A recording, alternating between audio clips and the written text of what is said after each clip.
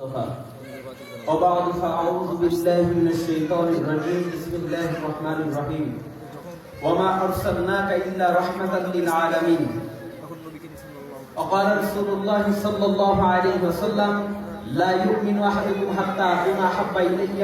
من والده وولده والناس أجمعين صدق الله العظيم وصدق رسوله النبي الكريم ৬৮,০০০ গ্রাম বাংলার মাটি ও মানুষের আধ্যাত্মিক রাহবার ও যুগ শ্রেষ্ঠ আলেমে দ্বীন আল্লামা নুরুল হুদা ফয়জি দামাত বারাকাতুহু এর হাতে গড়া প্রতিষ্ঠান কারিমপুর জামিয়া কওমিয়া মাদ্রাসার আজকের সিরাত কনফারেন্সের সুদক্ষ পরিচালক ও ন্যায় নিষ্ঠার কলম হাতে সম্মানিত বিচারক মণ্ডলী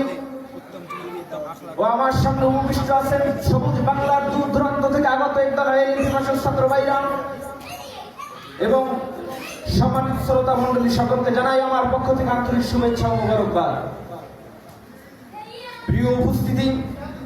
আজকে আমার আলোচনার নির্ধারিত টপিক হলো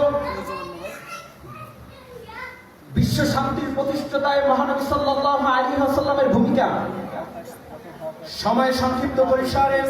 উক্ত টপিকের উপরে কিঞ্চিত বক্তব্য রাখার চেষ্টা করব। মা তৌফিক ইল্লা বিল্লাহ।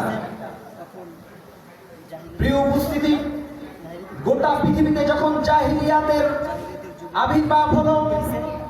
মানুষের মধ্যে যখন পশুর চরিত্র ঢুকে গেল, মানুষ যখন অমানুষে পরিণত হইতে লাগলো, জুলুম অত্যাচার নারী ধর্ষণ ব্যভিচার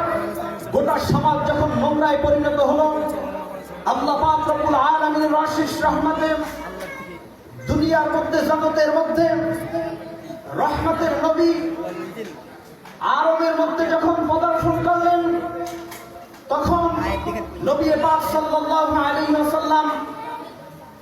যখন শৈশব কৈশোর পেরিয়ে দেখলেন সারা দেশের মধ্যে সমাজের মধ্যে অন্যায় অবিচার জুলুম অত্যাচার খুন রাহজানি ধর্ষণ বিভিন্ন অমানসিকতা, তখন মহানবী সাল্লাল্লাহু আলাইহি ওয়াসাল্লাম মাত্র 14 বছর বয়সে হিলফুল ফুতুর নামক সংগঠনে যোগদান করলেন। প্রিয় উপস্থিতি, মহানবী সাল্লাল্লাহু আলাইহি ওয়াসাল্লাম এই সংগঠনে যোগ দেওয়ার মাধ্যমে ফলে মানুষ দেখলো একটা স্বাধীনতার রাস্তা, মানুষ পাইল একটা মুক্তির রাস্তা, মানুষ আশ্রয়ের স্থান পাইল। শুধু তাই নয়, মহানবী সাল্লাল্লাহু আলাইহি ওয়াসাল্লাম হাঁটি হাঁটি পা পা করে যখন আস্তে আস্তে এগিয়ে 40 বছর উপনীত হলো, নবুয়ত লাভ করলো, মহানবী সাল্লাল্লাহু আলাইহি ওয়াসাল্লাম জাতির কাছে গিয়ে দুই হাত উঁচু করে ডাক দিল, ইয়া আইয়ুহান নাস কুলু লা ইলাহা ইল্লাল্লাহ তুফলিহুন। হে মানুষ, তোমরা যদি মুক্তি চাও, তোমরা যদি স্বাধীনতা চাও, তোমরা যদি অবিচার জুলুম অত্যাচার থেকে মুক্তির রাস্তা খুঁজে পাইতে চাও, তাহলে লা ইলাহা ইল্লাল্লাহ শপথ দিয়ে আল্লাহকে মাবুদ হিসাবে গ্রহণ করো, আমি মুহাম্মদকে নবী হিসাবে গ্রহণ করো। প্রিয় উপস্থিতি, শুধু তাই নয়, মহানবী সাল্লাল্লাহু আলাইহি ওয়াসাল্লাম মানুষদেরকে দেখাইলেন কোন পথে চললে দ্বীনকে প্রতিষ্ঠিত করা যায়, কোন পথে চললে সমাজ থেকে অন্যায় অবিচার জুলুম অত্যাচার থেকে মুক্তি পাওয়া যায়। প্রিয় উপস্থিতি, মহানবী সাল্লাল্লাহু আলাইহি ওয়াসাল্লাম মানুষকে এমন এক পথ দেখাইলো, মানুষকে এমন এক পথে পরিচালনা করলো, যারা মহানবী সাল্লাল্লাহু আলাইহি ওয়াসাল্লামের আদর্শ গ্রহণ করলো, তারা জগতের সবচেয়ে শ্রেষ্ঠ মানুষে পরিণত হইল। প্রিয় উপস্থিতি, মহানবী সাল্লাল্লাহু আলাইহি ওয়াসাল্লাম এই স্বর্ণের মানুষদেরকে গোটা জাতির জন্য একটি মডেল স্বরূপ প্রেরণ করলেন। শুধু তাই নয়, মহানবী সাল্লাল্লাহু আলাইহি ওয়াসাল্লাম এমন ভাবে রাষ্ট্র পরিচালনা করলেন, এত সুন্দর ভাইয়ের মধ্যে